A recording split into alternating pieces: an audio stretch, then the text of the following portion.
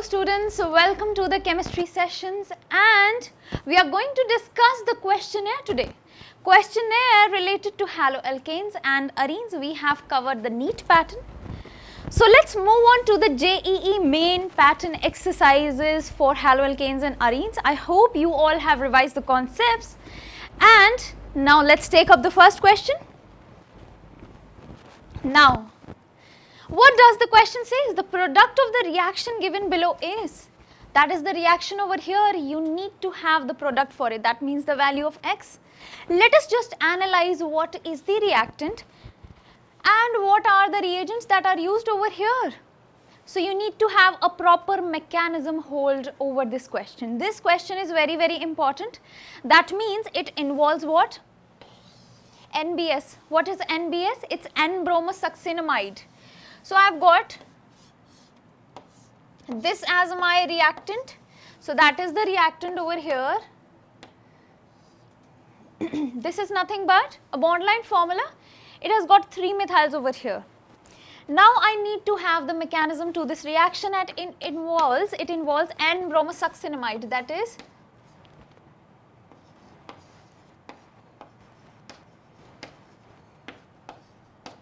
so that is nothing but N-bromosuccinimide. So it is N-bromosuccinimide.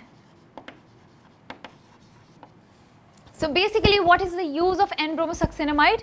It is used for allylic halogenation. So I hope you all remember this. It is used for allylic halogenation. That means, what is the allylic position over here?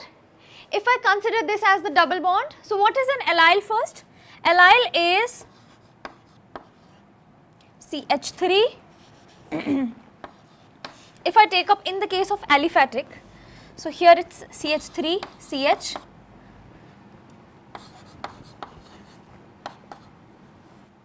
So that is what allylic is.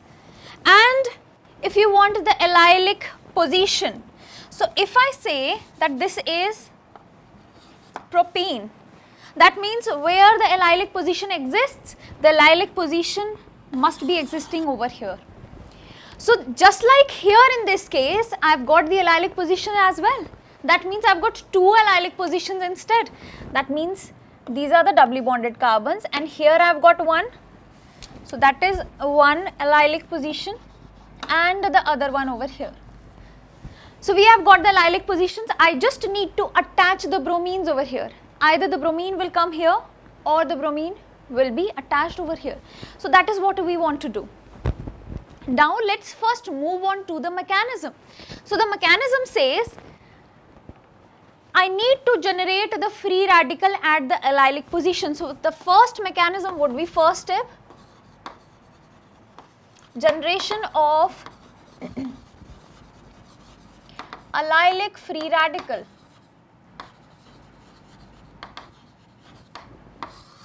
That means I have got 2 possibilities over here. One is this, one is this. These are the allylic positions. So these are the allylic positions that we have got. And let us just have the generation of what we need here. First will be generated somehow like this. So there will be a hydrogen here. It will go off something like this, generating a free radical over here. So there will be a free radical generation here. That is the first case. What is the second case? I need to generate the free radical over here. So that is the other case. So I hope you all are following up. Here is the free radical generated. Now this free radical will be actually resonance stabilized due to this presence of this double bond. So it would be something like this. That is how it is going to be. So it would be like this. There will be a resonance stabilization. Now the radical comes up here and the double bond gets attached over here, and there will be the remaining group. So I hope you all are following up very well. So in this very case, what is happening again? That is how the resonance stabilization in the case of free radicals will be. So that will be, I'll be getting a structure something like this. Double bond here and a free radical generated over here. So that is how my compound will be in the case of free radical halogenation. Now I need to attach the bromines. So where the bromine will get attached? So if you observe this N-bromosuccinimide, I can have a free radical over here as well. That means I get a Br free radical which will get attached on either of the two. So the point is where I need to attach it. So if you observe this very case, number 1 case, number 2 case. If I generate the radical over here, you can see there is a donating group, that means plus I effect of this group, as well as there is the resonance. That means here there is two-way stabilization of this free radical as compared to there is only one-way stabilization. That means this very free radical is more stabilized, the bromine will get attached over here. I hope that is clear to you. Over here there is two-way, that means from here also there is resonance stabilization for this free radical. From here also, due to the plus I effect of this very group, we get the stabilization. That means this free radical will be generated definitely due to its stabilized thing. And over here there is only stabilization through the resonance. That means this is more predominant product, and what we get here is the attachment of Br, and finally my resultant product will be over here. The bromine will be attached over here. Or I can say what? If I consider the free radical formation and its stabilization, so the bromine might have get attached over here. So let us just first observe the options what we have. I have got options. These are having no kind of a group, having double bond O, having OH and having COOH. So as you observe number 2, the step number 2 is nothing but the hydrolysis. So the bromine which get attached somewhere, it will definitely be replacing due to this very second step and into OH. OH will be substituted instead. That means out of all, definitely we have this as the correct option. So let us just observe how we get this option. So we get this option like, okay, now if you have got the stabilization here in this case, it would be something like the bromine attached over here, or else I can have a bromine attached over here. So if you look at the option carefully, I'll be having a double bond here. That is the option that we are getting. That means what? I'll be getting a generated radical over here. Where is the generated radical over here? It's this very step. That means this is my favorable product over here. I hope you all have got it. You just need to dig into the mechanism to find out the answer, or just by looking on to the options you can eliminate few. So we have got the answer as B is the correct option. Let us just move on to the next very question. So what do we have? A very simple question. The synthesis of alkyl fluorides is best accomplished by. So I've got a Finkelstein reaction. I need to form alkyl fluoride, RF.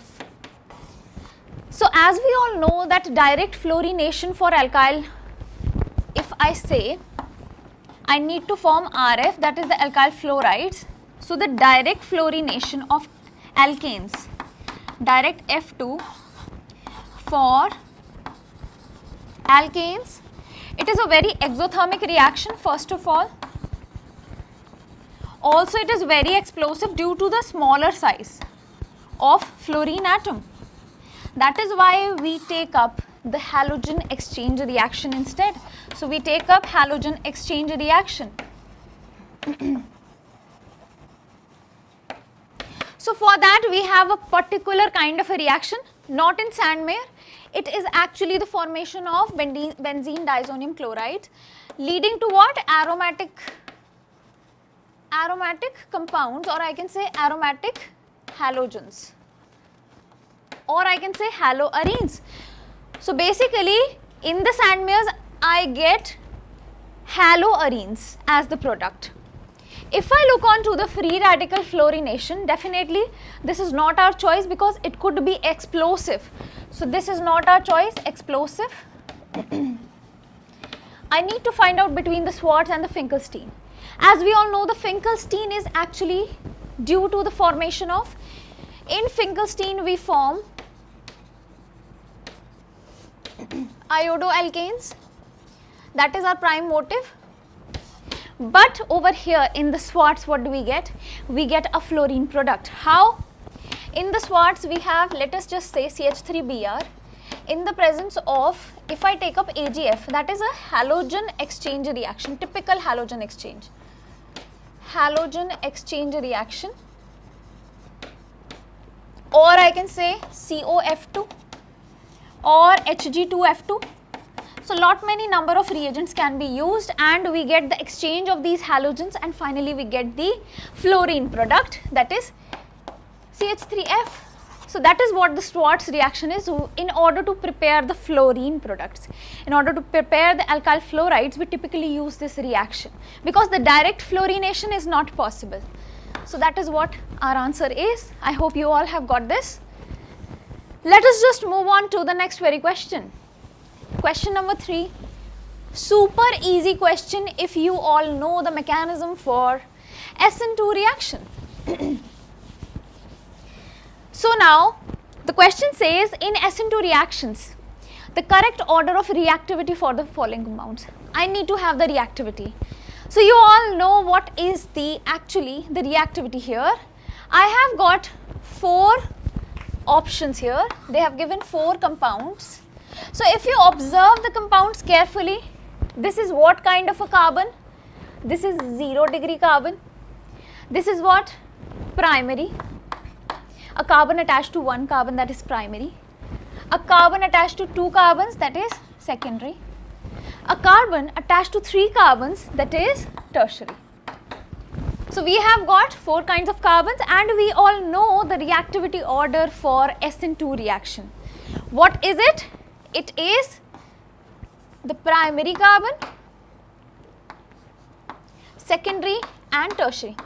And in the cases where the 0 degree carbon is also taken, then it would be having the highest reactivity order. Why? Because this is the order for SN2. Because in SN2 it's one step reaction. So due to the one step, there is a backside attack of the nucleophile. That means I need to have the least steric hindrances. So it favors least steric hindrance, least steric hindrance. And that is what we need to have. Let us just, as per the given questions, as per the given options, we need to find out our answer. So it would be 0 degrees followed by primary. So where the 0 degrees are? Over here in these 2 options, followed by primary, secondary and the tertiary. Primary, secondary and then tertiary. So I hope you all have got the answer. It's super easy question. So that is how the actual scenario of questions is in JEE Main. It's not a rocket science that you are not able to solve the questions. Once you get the mechanism, it's hardly a minute question. You can just have an answer just by observing the options only. You need not write the answer in your rough pages. So now let's move on to the next very question. What does it say? Again you can see SN1 somewhere. So mostly the substitution, nucleophilic substitutions as well as the eliminations are actually the core of this very chapter. So you need to have a proper hold over these mechanisms. So it says the increasing order of the reactivity of the following halides. That means they have given the halides. I need to have the increasing order of reactivity. which halide out of the three is mostly reactive towards SN1? Here I am talking about the SN1. So we all know that SN1 is actually the formation of carbocation. SN1 is associated with formation of carbocation. So what will be the approach in such questions? The direct approach will be, you need to first of all obtain the carbocation, then see the stability of that. So we'll obtain the carbocation, then I remove the chlorine, I get the carbocation. Again I remove the chlorine, I get the carbocation. Again I remove the chlorine and get the carbocation. So let us just analyze these carbocations, which one is more stable. So as you can see over here, it is secondary carbocation, this is primary carbocation, and over here, let me just expand the structure. What is it actually? So just draw with me simultaneously. It is somewhat like this. On the para I have got OCH3 and on to the, yes, again on the para I have got a carbocation and this is phenyl. So we have got three options. As we all know, what is the order for stability? Carbocation order, tertiary followed by secondary followed by primary. That is what we have. And as I told you in my sessions, if you have followed up, even more stable than the tertiary is the benzylic carbocation. Why? Because it is resonance stabilized. So it is resonance stabilized.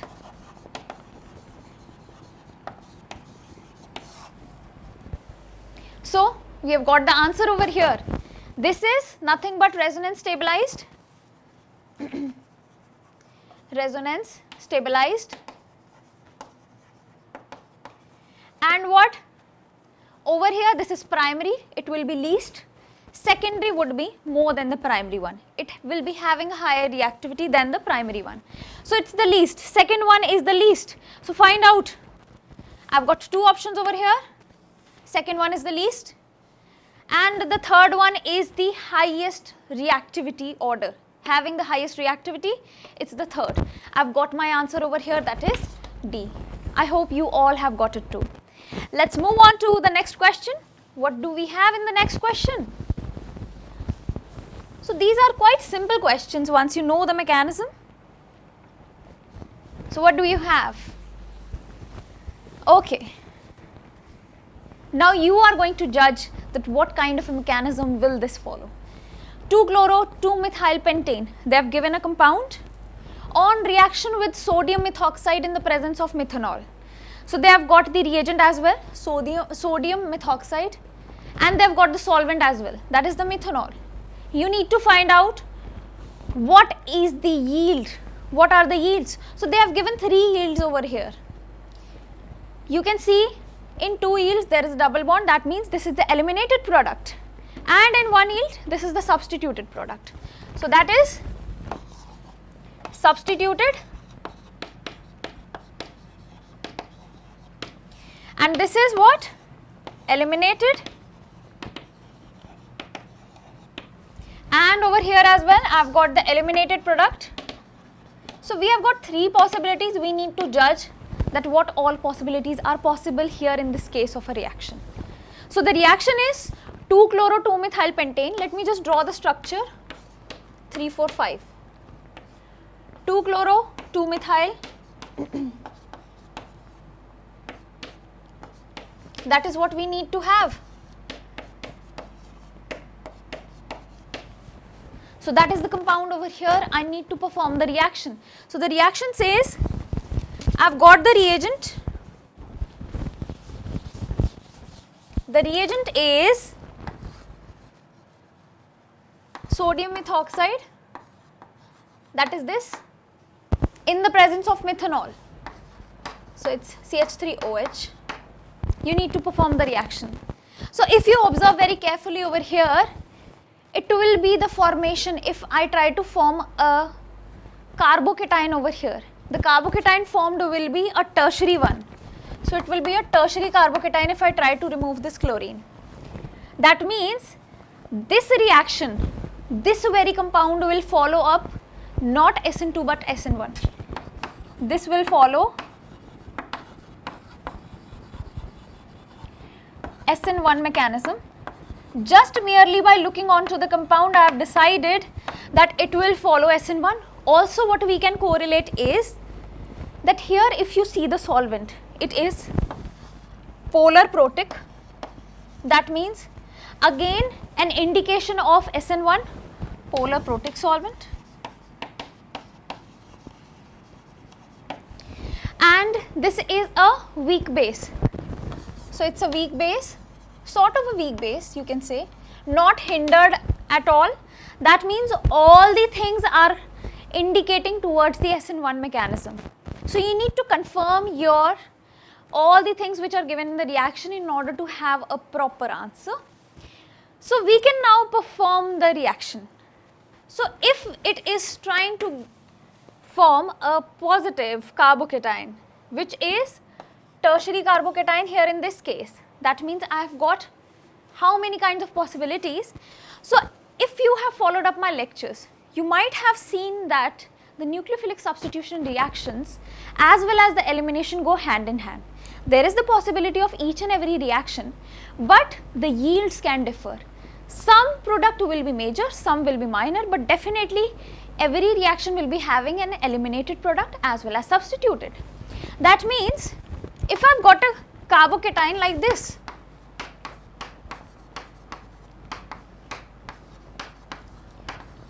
so that is the carbocation which is going to get formed. So it can have an eliminated product. What kind of eliminated products will that be? I will be getting 2. That is the one that we can have. The other one can be a double bond over here.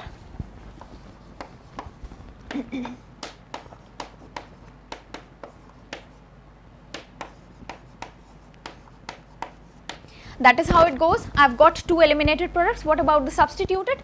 So substitution will be when there will be the attack of base. CH3O negative will be the base over here, and I get the substituted product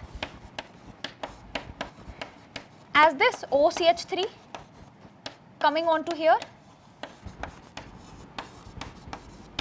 So these are the 3 possibilities that we can have over here. A very, very important question, and all the 3 options can be a possibility. Let us just check out the options given in the question. So the options are, let me just rub this off. It says A option, all of these, B option 1 and 2, 3 option, 3 only, D option 1 and 2. And we all know that all the 3 can be the possibilities. We have formed the right products over here. So I've got my answer as A.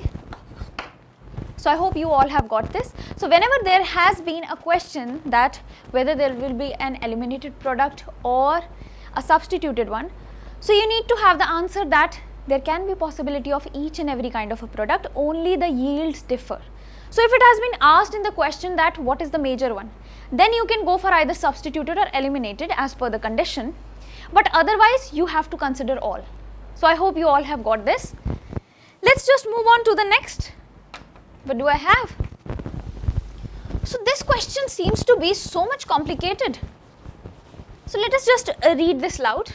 The major product obtained in the following reaction is. So I need to find out the major product over here. So this seems to be so much of confusing, so much confusing options are given. As you can see, positive, negative and what not. That means positive indicating what? A D form, an L form. Positive, negative means a racemic mixture. So you need to find out so many kinds of possibilities. But just try to look over here. If you haven't observed it, but I have, it's tertiary butoxide. That means a base, something like that.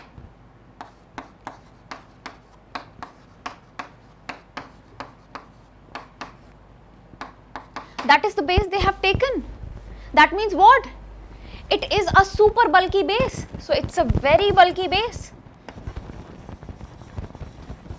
leading to what? The possibility of only one kind of product, that is the eliminated product. Yes, you've got it right. Eliminated product. And out of all the options, there is only one option having the eliminated product, that is this. You need not go into the details of this option to find out what positive or negative is. They are just trying to confuse you. That is the option over here. So I hope you all have got this right. So just observe each and everything which is given in the question. Maybe the observation can turn out to be fruitful for you. So now, let's move on to the question number 7. What do I have? 2-methylpent-2-ene on reaction with HBr in the presence of peroxide, and automatically anti-Markovnikov rule comes into mind. Forms an addition product. Again, they have said that it's an addition product. The number of possible stereoisomers. So I need to have the number of possible stereoisomers. That means, how can I find the number of stereoisomers? If I find out that how many chiral carbons are there, I can have the formula for the stereoisomers. So that would be our approach over here. So let me just draw the compound. 3-methylpent-2-ene. That means pent, 1, 2, 3, 4, 5. Pent means 5. 2-ene, that means on to the second carbon I have got double bond, and 3-methyl, that is what we have. And let me just complete the hydrogens over here. It's H3, H, no H, sorry. The carbon would be exceeding the valency, which is bizarre. So here, that is our compound, what they have given. Now let's just try to perform the reaction HBr in the presence of peroxide. So I've got HBr in the presence of peroxide. That means what? We want to follow the free radical mechanism again. So how does the free radical take place? Splitting up these two, what do we get? We get a compound like this.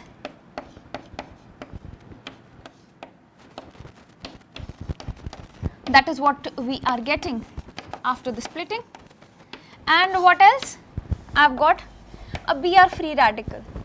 So where the Br free radical gets attached? It gets attached onto that very carbon which is highly substituted. So out of the two, which one is highly substituted? It is this very carbon, resulting in the formation of tertiary free radical, which will be most stable. So that is what our approach will be. This is highly substituted,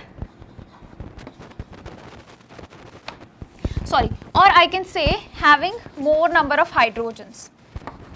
More number of hydrogens. That will be our approach. So this is having, out of the two, this is having more number of hydrogens. It has got 1, it has got none. So what do I have? I have got my answer over here. The first step of the question is very much clear now. So it's pretty much clear. And the remaining H over here. So now, I need to find out the stereoisomers. That will be our final answer to it. So can you find out the chiral carbons over here? So if you observe this very carbon, is it chiral? No. It has got 3 hydrogens. If you observe this very carbon, it is very much chiral. So let me just have the hydrogen over here and you can observe this very well. So this is what? A chiral carbon. Again a chiral carbon, I have got 2 over here. So again a chiral carbon over here, that is a hydrogen. So I have got how many? 2, because these 2 are non-chiral. So I have got 2, and this is what? An asymmetric molecule. So for asymmetric, we already have done the formula. Asymmetric molecule. Number of stereoisomers will be 2 raised to the power n. N stands for what? The chiral carbons, which is here in this case 2. So I've got 2 raised to the power 2, that is 4 is the answer. So I hope you all have got the answer over here, that is 4. Let us just mark out the answer. So that was a very interesting question and I hope you all have followed up.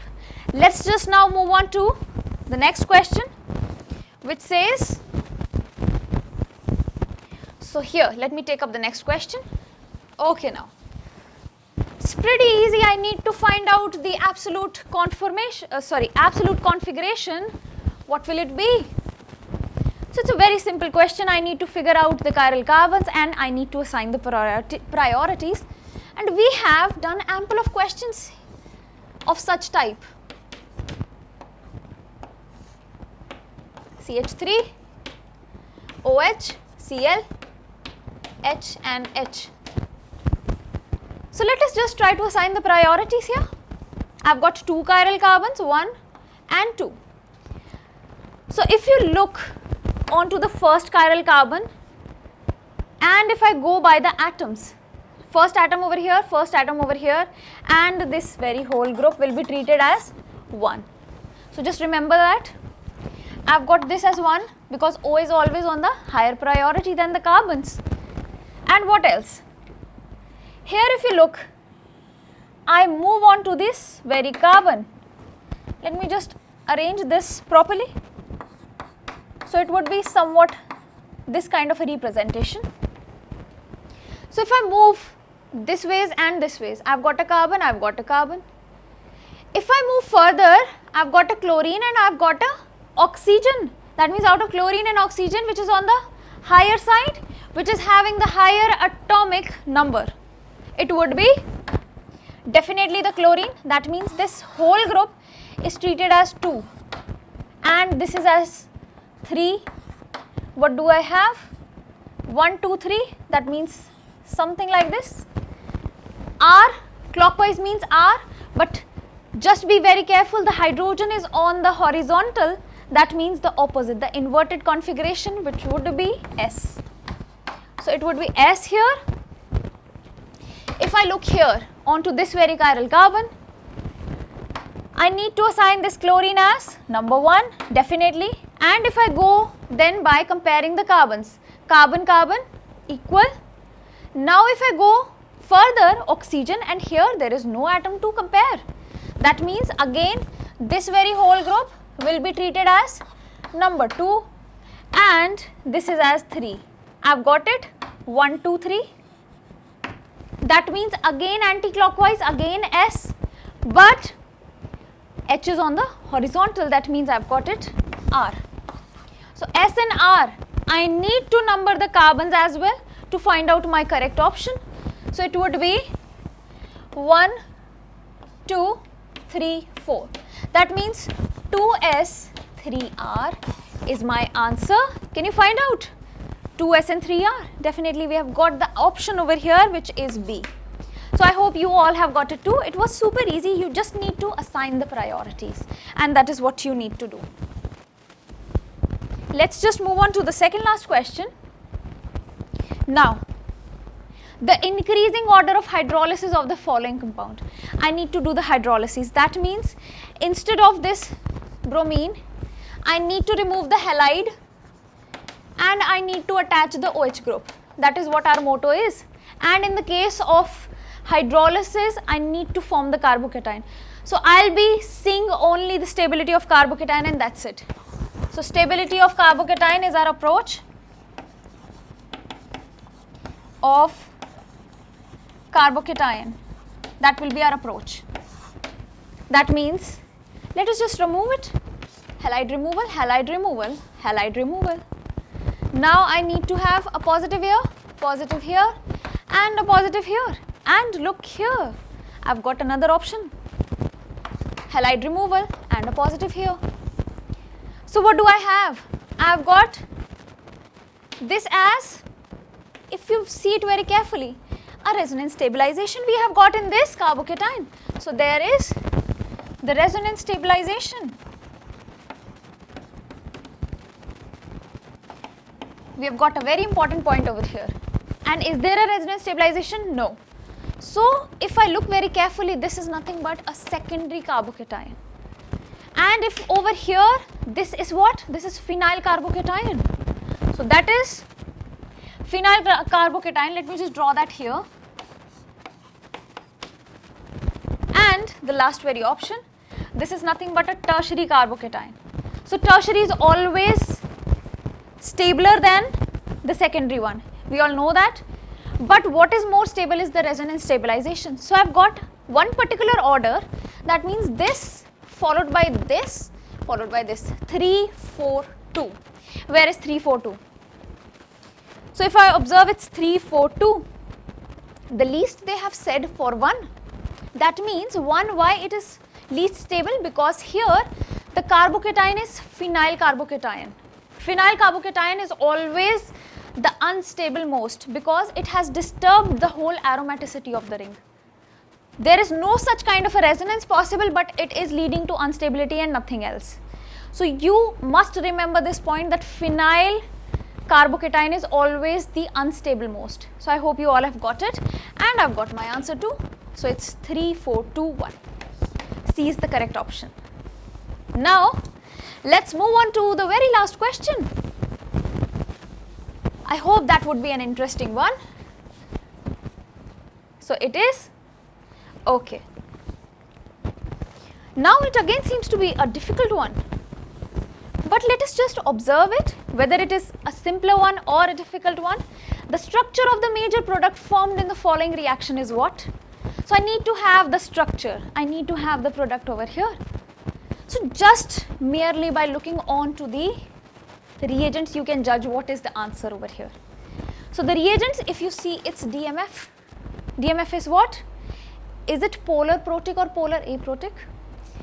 It is nothing but the polar aprotic solvent. So it's polar aprotic.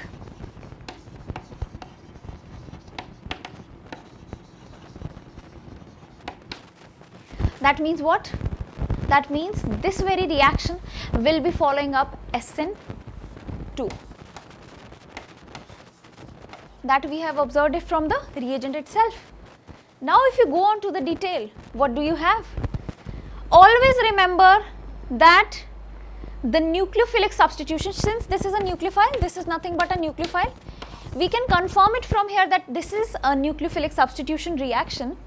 And in the case of nucleophilic substitution, we all know the order: primary, secondary and then tertiary for the carbons. So if I remove this chlorine, if I remove this iodine, which will be the stable most in the case of SN2, it would be the secondary one, the primary one. What we have?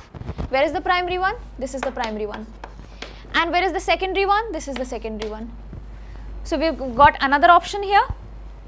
Also, what I would like to tell over here is, this bond has partial double bond character as well, because this iodine is involved in resonance. That is also another factor, making it a partial double bond character developed over here. That means the possibility of breakage of this very bond is slightly less. So breakage is less. So considering all the factors, this very group over here will not break. What will break is this. Replacement will be the substitution reaction with the CN. So can I find any option over here? This is not an option because here we have got 2 CNs. I cannot have it. The substitution over here is not possible. If you look on to here, again not possible. Chlorine needs to be get substituted. And if I look over here, again I have got what? 2 CNs just bizarrely, attached onto it. So it's not also possible. What do we get? We get, considering all the facts, the very right answer is this. So that is our option. Number D is the answer. So I hope you all have followed up. Just merely looking onto the reagents, you can get the idea. Just looking on to the types of carbons, that means primary, secondary and tertiary, you can have the answers as well. So I hope the entire session is very much clear to you. So just try to revise all the questions in order to have a better practice of them. I'll be again discussing another kind of a questionnaire in the next session with you guys. Till then, have a good day.